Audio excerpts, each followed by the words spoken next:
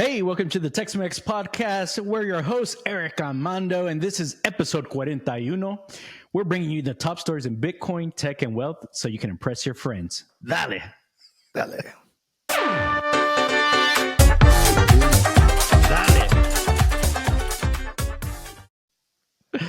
Oh, man. So what's the latest in Bitcoin? Did you see the price crash this week? It's just bananas, man. Like everybody's like, oh, crash, $58,000. Like, bro, I mean, I'm still 40% this year up, right? It's just selling media. We mentioned this before. I think that it's a drop for sure. 22%. We reach out maybe 74,800 bucks, which was kind of the highest. It's a decent drop, right? But man, we are hodlers. We have seen worst. It doesn't faze us. But here's the thing. I think it's a good thing. Just because you need to expect, for those that this might be your first cycle or even your second cycle, you know that we see these drops every so often, and it's normal and expected. When the cycles, the bull run starts, it doesn't go just straight up. I've said it before. It does like these little bunny hops. They might seem like psycho bunny hops, but they're little bunny hops, right? So it'll go up to 74,000 and then come back down to 56. And then the next one will be a little bit higher and then it'll come back down. So this is zigzag. So these 20 to 25% drops in a bull run are normal and they're expected. Okay.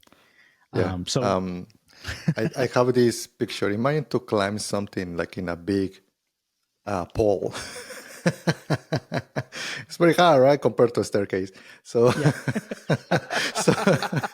way easier. I don't know where you're talking about climbing poles here, Mando. It's not the pole that you're thinking, Ramirez. But yes, it is way difficult, right, to do it in a straight line. I think that's what people is not kind of perceiving. So yeah, it's expected. Also remember, this is a risk asset, which it has some volatility, and that's what at some point you want, because you want those spikes. If something is very stable, then like a U.S. bond, government bond, right, might not move, right, because it's super stable. But yeah, I think that's normal. It's expected. Have time on hands, hodl it. Yeah, so true. So usually there's something that causes the drop, though, and I think we saw lots of interesting news this time around. Like, okay, so supposedly Russia banned something. I don't know if they're banning Bitcoin or something like that, but they're like, no, we're banning it. So Russia, just like China, they want the control and things like that. So you're going to see this back and forth with them. Another interesting one was there were some arrests and things like that. So run-ins with the law that happened also. So are you familiar with Roger Ver, Mando? The Bitcoin Jesus? Yeah, Bitcoin Jesus. He's actually like a proponent of Bitcoin Cash.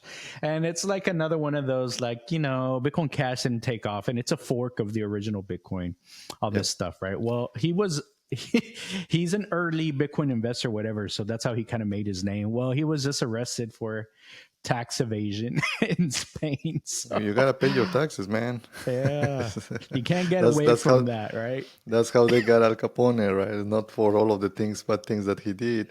I think that one thing that we need to let people is sometimes you have this. Is like, a good example will be, imagine gold is kind of your baseline. Then you start having fiat money, like US dollars or pesos, whatever it is, and then on top of that, maybe you have a credit card that is kind of stacking on the previous, I guess, technology or commodity.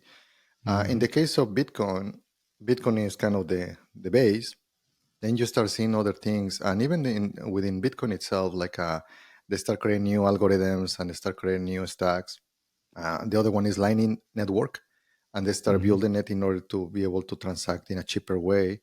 And also you have kind of Bitcoin Cash as well, right? So it's just moving on. It's just interesting because you see developers and that they're trying to build on top of that infrastructure. Yeah. And so, okay, Roger Ver, did that move the needle? Well, another famous Bitcoiner, CZ, right? The guy that helped put SBF in jail. Now he got his jail time, but actually it seems very, very lenient. 4 months. So he had a run in with SEC. SEC started threatening him, blah blah blah. I think he had to plead guilty or something like that, but he only got 4 months. So again, not too bad considering he just kind of ignored a bunch of the laws when it came to markets, Bitcoin market, things like that. So CZ is going to jail for a little bit. Lots of interesting news, but here's one that I think it maybe really spook some people. Before you jump in, do you know why they call him the Bitcoin Jesus? Roger Ver? Mm-hmm. I think he was just one of the big early proponents of Bitcoin. So he was out there all the time saying, hey, Bitcoin this, trying to get people on-ramped. And I don't know, I guess it caught on, Bitcoin Jesus. Mm-hmm. I'm not sure why maybe Michael Saylor is not, I guess, the Bitcoin prophet. He's the real Bitcoin Jesus, right? I think Roger Ver just caught on a little bit before Saylor was in the mix. Interesting.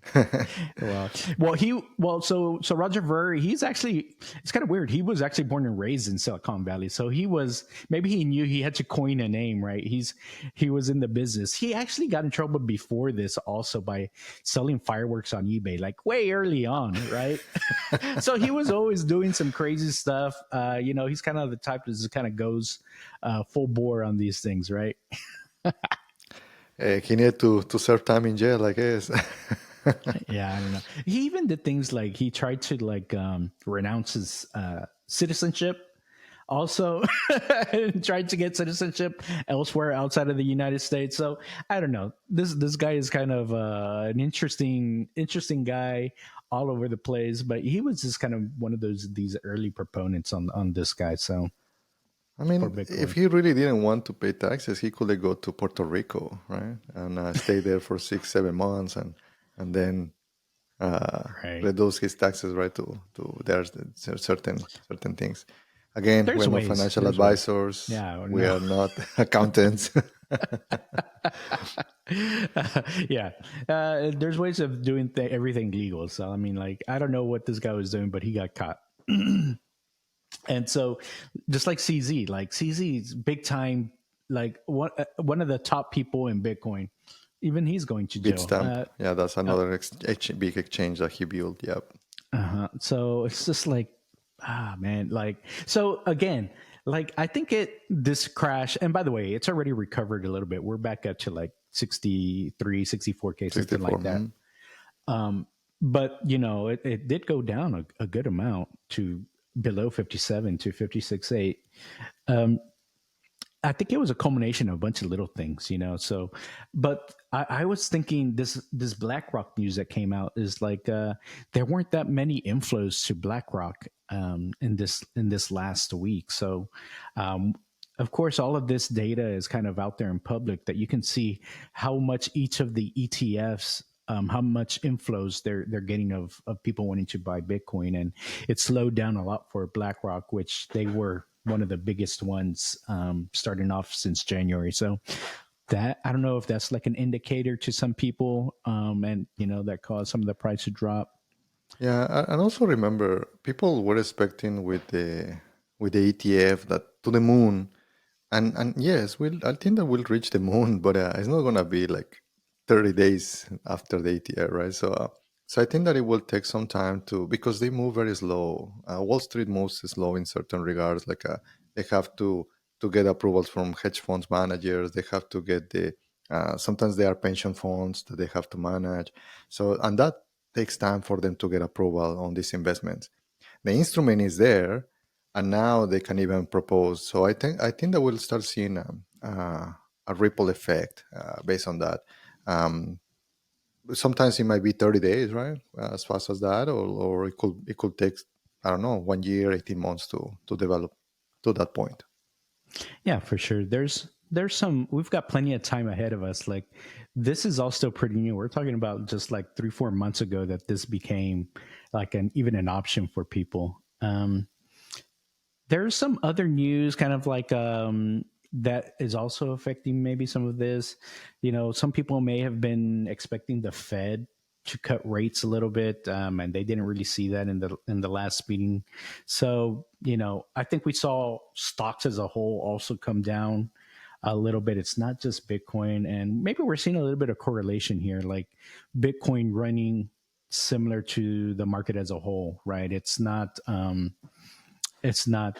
inversely correlated as much as what we thought, at least at this point. So I don't know if people are looking for reasons why this happened. I think there's a lot of little things that can help explain or give some reasoning to it. Yeah. Let's watch how the Fed is reacting on maybe some of the rates. Nobody knows what the Fed is going to do. And it's tough. Let me tell you, that job is very, very hard, right? Trying to figure out how much you lower, how fast you lower, or how because it influences the whole economy. And if they don't do it properly, we will get into a recession. And if they do it too fast, we can even get into a hyperinflation that almost you have to take a car to just get a piece of bread, right? Full of fiat dollars. And in that point, maybe, yeah, Bitcoin will be $1 million. But guess what? How many Teslas you can buy with a Bitcoin? I think that's a more interesting trade. Right now, maybe 160K, right? One Cybertruck. But maybe in the future, right? Maybe we'll see how many more. Yeah. So we'll see. So all this is to explain, like, don't don't don't just believe all the headlines that are saying, "Hey, this stuff is crashing. It's going to zero." That's not really the case, and there's usually some background. And Bitcoin does tend to move with the market as a whole in a lot of cases. So just remember, these 20 to 25% drops are normal and expected as we move through the bull run. It's just really preparing.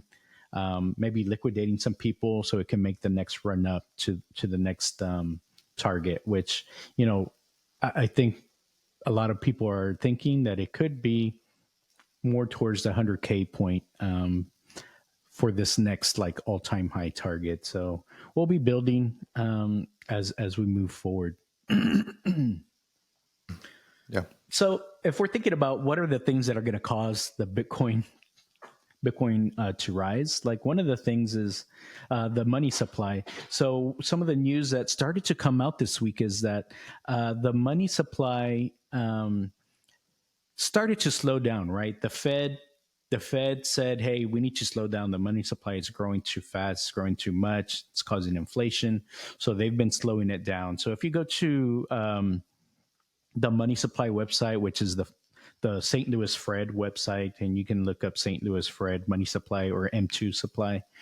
You can check out their website that shows a graph of what it looked like in 2020 when we started really printing a lot of money. There's a big, huge jump, and then they started to do quantitative tightening. So they were trying to lessen the amount of money supply there is, and you saw this kind of downward trend. Well, what we're seeing now is that it's no longer on a downward trend. It's either going sideways, and a lot of people think it's about to go up again. So we might be getting ready to see some improvement on the rates. Lowering of rates, increasing the money supply, a little quantitative easing, QE, and what happens with that? It causes Bitcoin to go up. I always was curious why sometimes when they were printing money, why the price would go up. And there are a couple of reasons why, right? So maybe expand there, right? Why is that the case? So I guess when money supply starts going up, that's usually an indicator that there might be some inflation that's going to happen, and so Bitcoin's always been seen as as a hedge for inflation, right? But sometimes when inflation went up, the price didn't went up, and that's the reason why I'm a bit confused myself, right? Because I was on that camp. I was into, this is a hedge for inflation, and I was waiting for inflation to happen. And with COVID, it's just like we went bananas on the inflation, and but I didn't see it as a hedge. So, well, we did go from the 20K up to 60K, right? So we did see a lot of that, and that inflation hedge, it goes back to gold, right? Gold has always been seen as an inflation hedge, and a lot of the gold bugs will tell you that that's why they hold gold and things like that. And uh, a lot of people think Bitcoin is digital gold, right? So that's why there's this analog there. They say, okay, well, if gold is an inflation hedge and Bitcoin is digital gold, hence Bitcoin should also be an inflation hedge. So that's why we do see some correlation with that. As inflation goes up, people tend to combat that by buying Bitcoin. Yeah. And I guess when they are printing money, then people has more extra cash. Then I guess they're starting investing in something in the Robinhood accounts, right? If they have Mhm. extra $1,000 or whatever, it's like, okay, well, YOLO on this and and just get Exactly. like some crypto. You do start doing the yellow, and so like I think that's what we saw during the COVID era, COVID times, right? People were getting checks in the mail for extra money, and some people just spent it. I think that was an option, but a lot of people invested it, right? And you know, a lot of people see it as a risk investment, but with risky investment also comes higher rewards. So that also drove that Bitcoin price up. Like we said, it went up from like the 20K to in the 60s, right?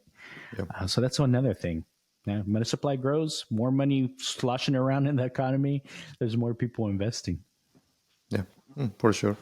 Do you see any other things on it when the Fed start printing money?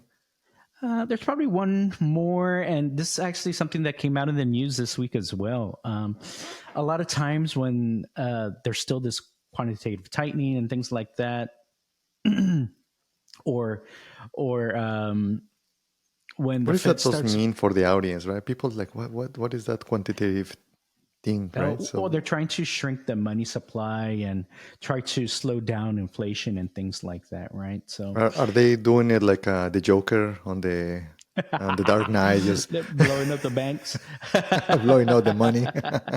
Well, so that's the interesting thing. So basically, yeah, like we can see bank collapses, right? So whenever there's the Fed starts changing things up, maybe some of the bets that some smaller banks have made, they're not working out for them. So they're not making as much money as they thought. They can't cover some of the loans that they have, or if they gave out loans at super cheap rates and now the rates are super high or something like that, they can't keep up with it. So they're underwater on some of these loans. And so there can be bank runs. Like we saw that with Silicon Valley Bank, right? Yeah, They went bankrupt, and also like what we saw in previous instances where like the Lehman Bank and all that stuff, all that happened. So people remember that. So whenever the Fed's doing some funny stuff, changing rates and stuff like that, it does affect these banks, and there can be bank runs. There could be banks that collapse. So again, people are like, well, how can I protect my money? Um, take it out of the bank, right? And better than having it under your mattress somewhere, a lot of people put it into Bitcoin because it's kind of a system outside of the normal banking system. do you remember this guy Balaji? He used to be, I think, that CTO from Coinbase, and a couple months ago he was ringing the bell because he's like, "Hey, Bitcoin is going to 1 million," and everybody was mocking him, right? And even he Mm-hmm. made a bet of somebody on internet as well, and he lost because he was saying in the next 30 days. Mm-hmm. He might be right, but and it's just his timing was off.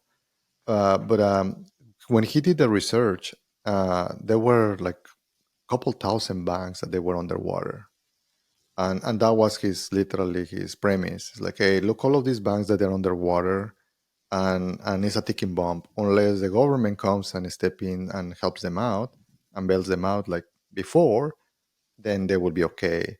And Mm-hmm. then we start seeing couple banks popping up. That was basically the Silicon Valley Bank was one, and others credit unions. But yeah, I Mm-hmm. think that's another ticking bomb there, with all of these financial institutions. Be very careful, guys. We might not kind of like Bank of America, Wells Fargo, or any of these Chase, but they have the backup on the reserves to be able to do it. Same with the ETFs, like um, sometimes like Blackrock ETF or Fidelity ETF, maybe from my perspective, might be a little bit higher uh, kind of fees, but I'm more worried that banks will go under and they will not be able to pay back for the people. In ETFs and stocks is different because they are more regulated. But like in FDIC, only goes up to 250,000, I 200. believe. Yeah, 200K. So maybe if you have more than that, it's like try to create other account. So start splitting your cash, so that way you don't have your $1 million there, and it's like Yeah, poof, yeah, that's true. And that was a and only big story insure. with Silicon Valley Bank, right? Is that Hmm. um, out there in Silicon Valley, a lot of this Silicon Valley startups, they were using SVB as their bank, and when they got funded, they were getting millions of dollars, and they were just putting it all in one One bank account. account. But they're only insured up to 200K. So when SVB went under, a lot of those banks only got their 200K. A lot of those customers only had 200K, and they lost a lot of the rest of it. Yeah. So be very careful. You have to see those. Remember, when you get wealthy, now your job is to protect it, right? Because a lot of people like, yeah, I'm getting to become a millionaire. Yeah, but now protect it so that way you can even grow it. So and it's simple. That one is a simple thing. It's a hassle because you have to split it up and you have to have multiple accounts. But I mean, you can get a Vanguard account, a Schwab account, a Interactive Broker account, Fidelity account, and yes, it's a pain to have a. But guess what? You can have all of them in your iPhone or in your Android, whatever, and It's not a bad problem to have. Oh, I got too much money. I gotta keep track all of it. have to split it in 5 accounts. Yeah. Yes. Yeah, I think a lot of people aspire to have that problem, right? So, Mhm. but yeah, so something to think about when we're talking about Bitcoin price. Yes, we're gonna see these dips, but it does recover, especially right now in a bull market. Expect to see a lot of that, and you're gonna continue to see it at least for the next year and a half, something like that. So, um, what else is going on this weekend, Mando? I wanted to add this. Sometimes we bring it up when there is something. Obviously, we're brown, brown and proud. Culture. We don't know much about culture, but sometimes we bring you things like that. And man, Cinco de Mayo, baby.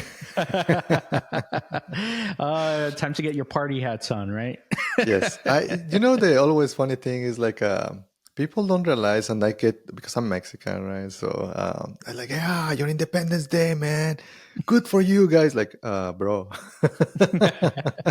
it's not Mexican Independence Day, but sure, thank you.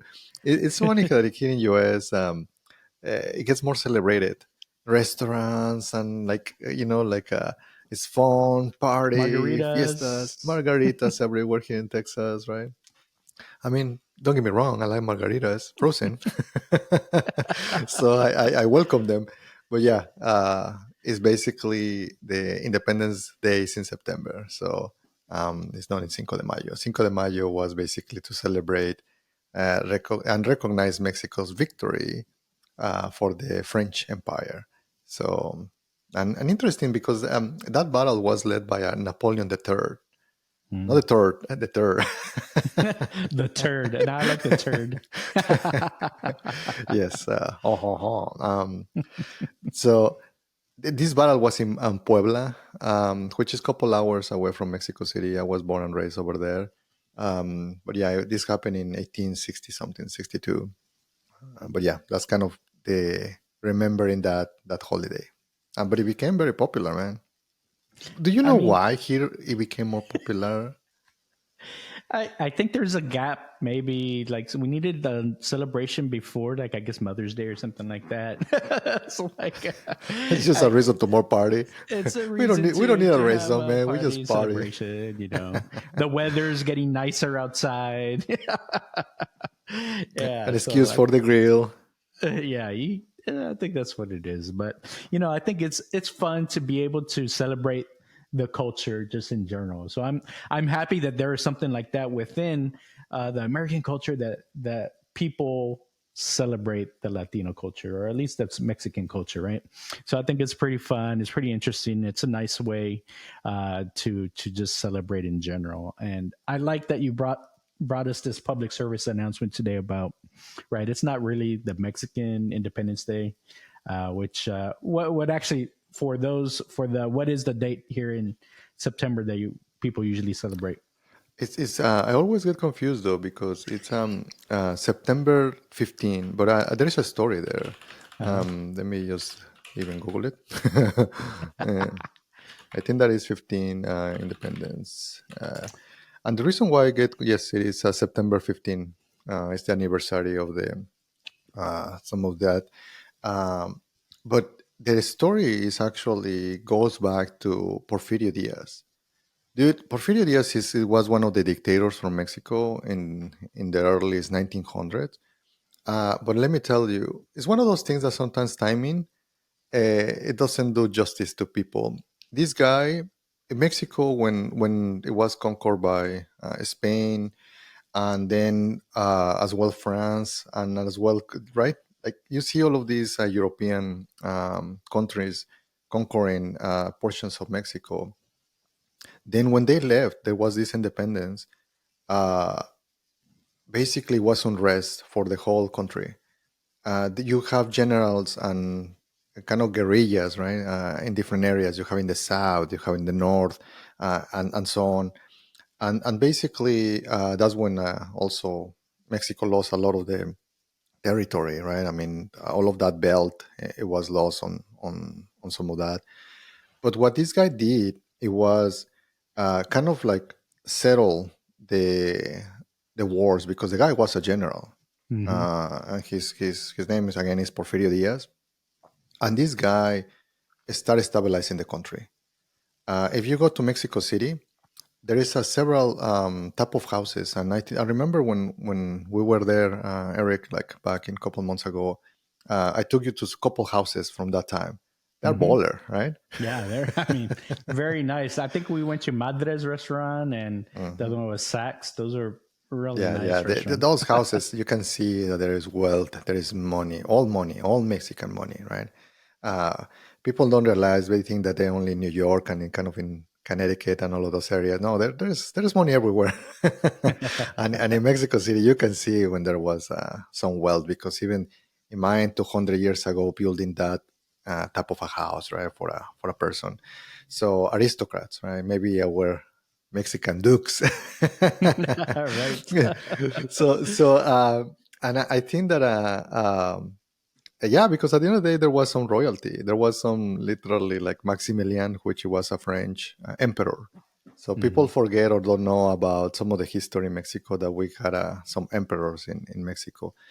But I think that going back to the story of Porfirio, he stabilized the country. And you know what was the bad part about Porfirio? He took a long time to say, yes, I'm going to leave the country. And it was crucial. 1910, it was the year that he said that he will leave the power, right? He will Mhm. just pass it along. He will start being more democratic. He will do elections. And then one of the Elections. things is elections, sure. And one of the things that he did is that he changed the Independence Day to match Mm. his birthday, I believe. And so, so in theory, it was the 200 year that, or the 100 year, whatever, in that time, that it was Independence Day and his Uh-huh. birthday, and that was the reason why it got moved. So, Okay, so uh, yeah, because you hear both September 15th and September 16th, right? yes, So it's yes. like, oh, and, which and is that's the it? reason Yeah. why I get mixed up, because let me Uh-huh. even Google that when it's a Porfirio Diaz birthday. Um, and yeah, because it's it's just funny. And I think that yeah, his birthday was in September 15, Mhm. 1830. So uh, I think that is one of those things that if the guy will actually retire and seize power, dude, he will be the best president, or in that time he was a president, right? So ever. Yeah. But then the story is like, well, now he's a dictator. That Mexico didn't want him. Uh-huh. Uh, but I give a little bit of credit to him, independently of the bad things that he did. He also did good things, which stabilized the country. All of the connections for the train is still there from that time, Oh, right? okay. The Palace of Beauty, to be able to do ballet, things like that, thanks to Hmm. that guy too. So there's a lot of good things about him. Oh, well, that's pretty cool. So, I remember the real Independence Day is in September. I think the 16th, or if you prefer Porfirio's Day, the 15th. And and Cinco de Mayo, it's really an American thing, I think, where we celebrate the culture, the Mexican culture, and things like that with fajitas and margaritas. So it's a lot of fun, but that's more so related to this Battle of Puebla, right? Hmm. Against the French. So pretty interesting. So again, just so you can show off to your friends, you let them know, no, no, no, you know the real background on Cinco de Mayo. If you go to Puebla, maybe I should take you there, Eric, to Puebla. My parents have a house there close by, in Ah, Tlaxcala, okay. and uh, in Puebla there is a huge pyramid buried Mm. and still buried. It's one of the biggest pyramids in the world. And you know what the funny part? Aliens. Aliens. And when the Spanish came, they put a church on top of it. Oh, okay. So you can see, and you can Google it. You can see a huge pyramid. It takes a while to even just climb the hill. Right? It's still a Hmm. pyramid, but it's just buried. And on top of it there is a church. And I have visited the church. It's very nice. Oh, that's cool. Well, you got to welcome the external visitors, the Do you mean extraterrestrials, the aliens?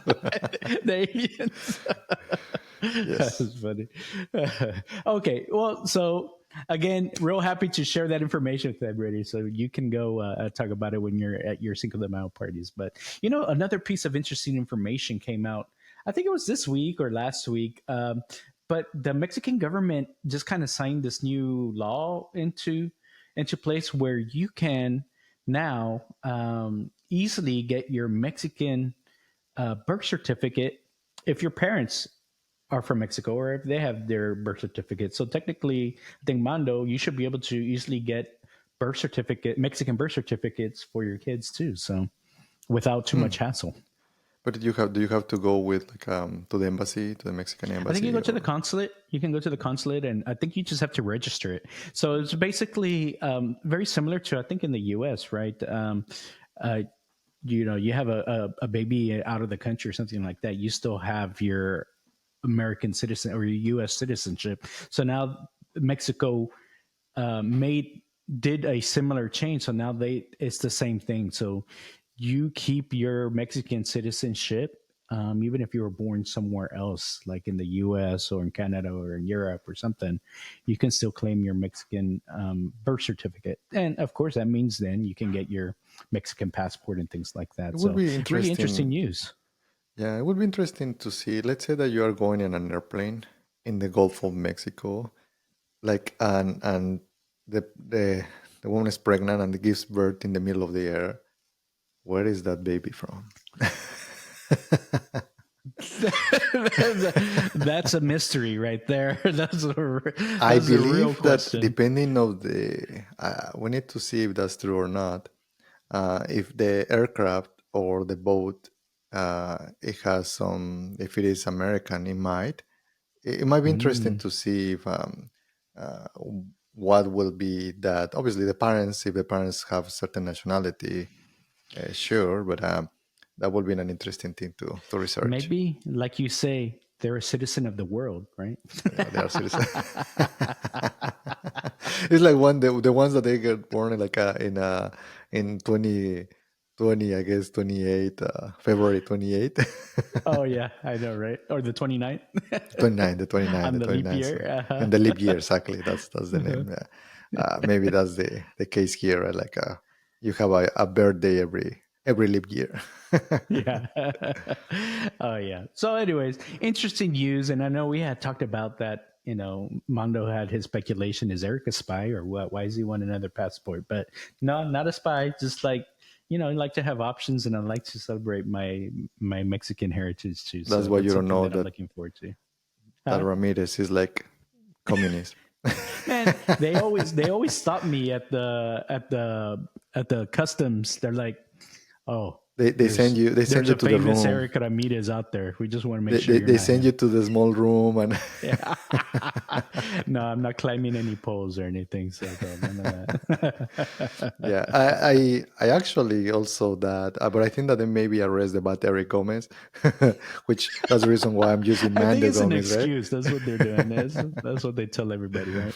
Yeah, yeah. Well, just to kind of close up this our Mexican topic today, but I saw this on TikTok, and I don't know if you've heard about this, but in San Miguel de Allende, which of course there's a lot of expats, colonizers, I don't know what you want to call them, but people that live there that are not Mexican, right? They they have seen that they are preventing Mexican people from entering the city. Have you heard about this at all? Not really, but I knew that there is a lot of foreigners, not only Americans, Mm-hmm. also Europeans. Oh yeah. And to be honest, I haven't been there in San Miguel de Allende like 20 years or so. I don't know what is the whole fuss about it. It's just a little town. I mean, for me, it's just like any other, like Tlaxcala, right? Like Mm-hmm. it's another town, and it's just like that to me, right? So it's like I don't know what is the. And probably Tlaxcala is even more safe, to be honest, than Mm-hmm. even maybe San Miguel de Allende, and it's closer to the main city of Mexico City. I have no idea why people really like it. I have multiple Well, friends that they have houses there, but mm-hmm. not sure when this news came out. Well, I just saw this on TikTok this weekend. That's where I get all my It important must be news real. nowadays. But I think one of the reasons it's popular because, like they mentioned, English. You might hear more English spoken there than even Spanish, right?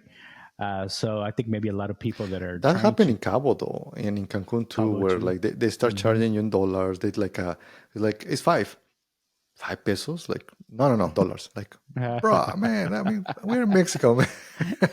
Why you're charging me in dollars, right? Yeah, so it's really interesting. So they were saying like uh, that the police or whoever security they'd like stop people that look Mexican or maybe a little bit darker or not. They don't look white or they're not foreigners. They're like stop and question them like, hey, what are you doing here? Blah blah blah. So there's this like there's this thing that's going on where they're saying, hey, like uh, you can't come into the city, or they're trying to discourage it, or they're trying to just keep up this image of maybe it's just only foreigners here in San Miguel de Allende. So pretty Hmm. interesting stuff. Now I feel like I gotta go check it out, see if I get stopped or not. Do I look from United States enough where they let me in When or I saw not? you in Mexico City, you have to dress a little bit nicer. It's like, you look like a tourist, man. We did say it right at Saks, right? I was like, Yes. I'm wearing my like bright red shorts or something, my And t-shirt. yeah, it's not to New York level, which I'm going like in the next couple of days to New York, Mm-hmm. and I have to up my game, right? Because usually I also dress like a bum. We need to change that. Maybe we should open some kind of brand, man. Like mine, like a luxury type of nice Mexican brand, man. I think you're onto something here. Yeah, we should experiment with that. Maybe Yeah, yeah. we'll There, adopt. anyone of you that has been asking us about merch, you want merch? We'll give you luxury merch.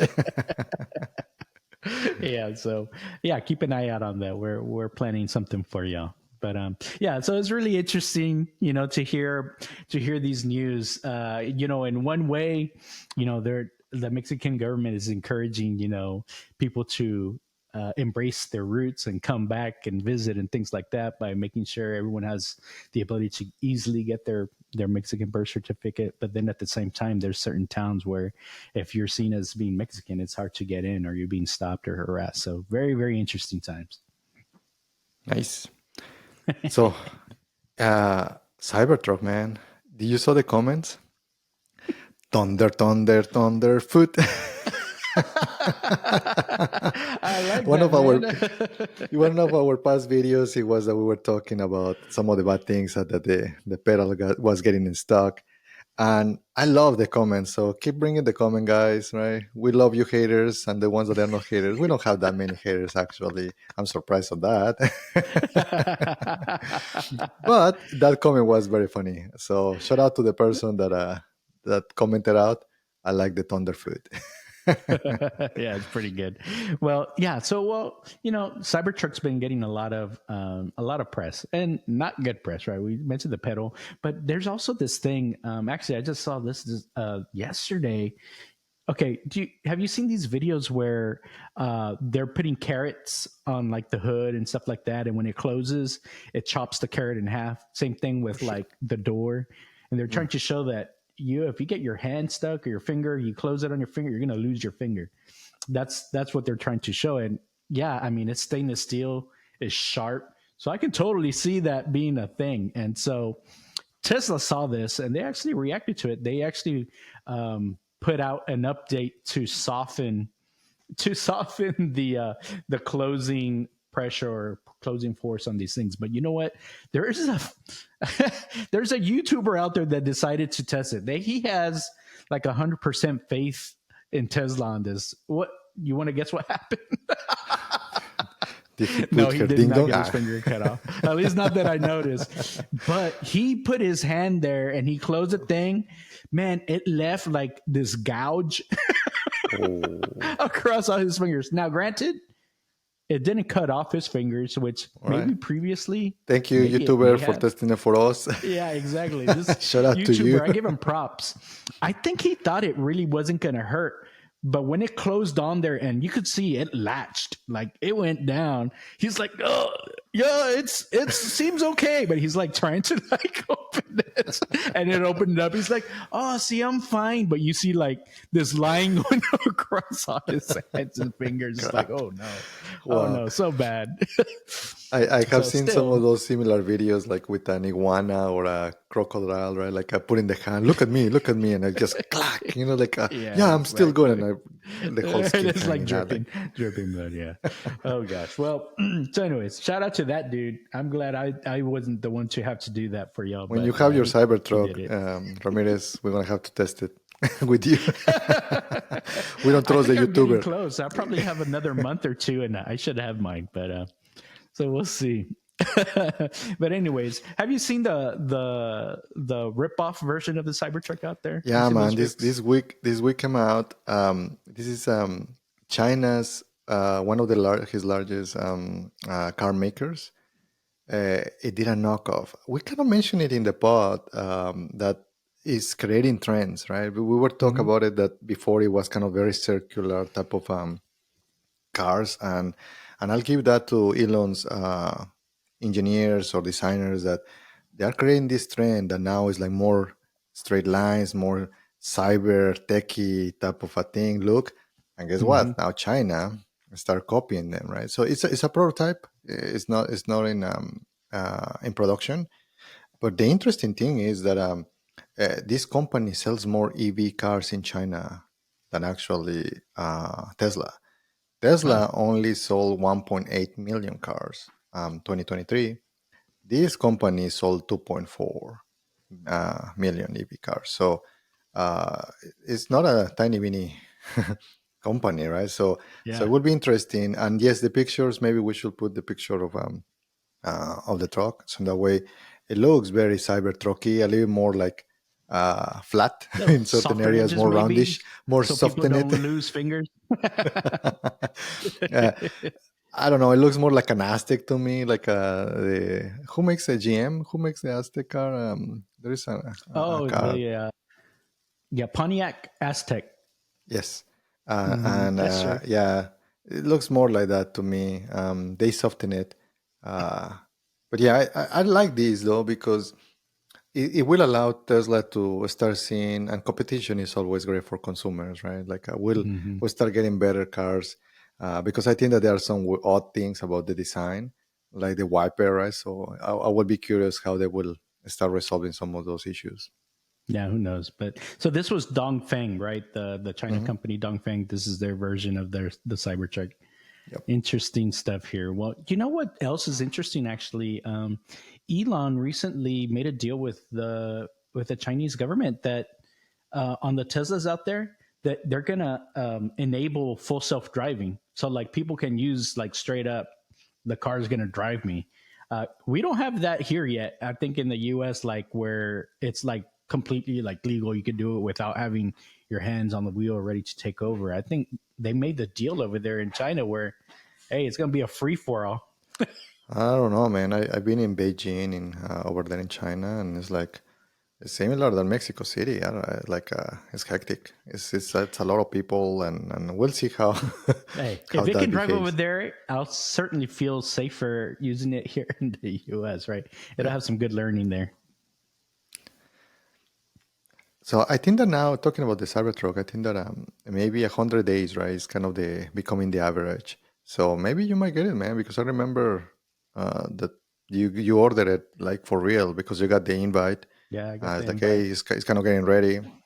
So you might be Hmm. getting it soon, a few weeks. Yeah, I think so. Cyber Beast in the house, maybe in a month or two. Yeah, so there's this website called cybertruck.vin where a lot of people that already got their orders are documenting, like, okay, I did my configuration, put my extra money, I got a VIN, and then like a week later, I got my order. And it seems to be like the average is about 100 or so, maybe a little bit over 110 days that it takes to get your Cybertruck order in.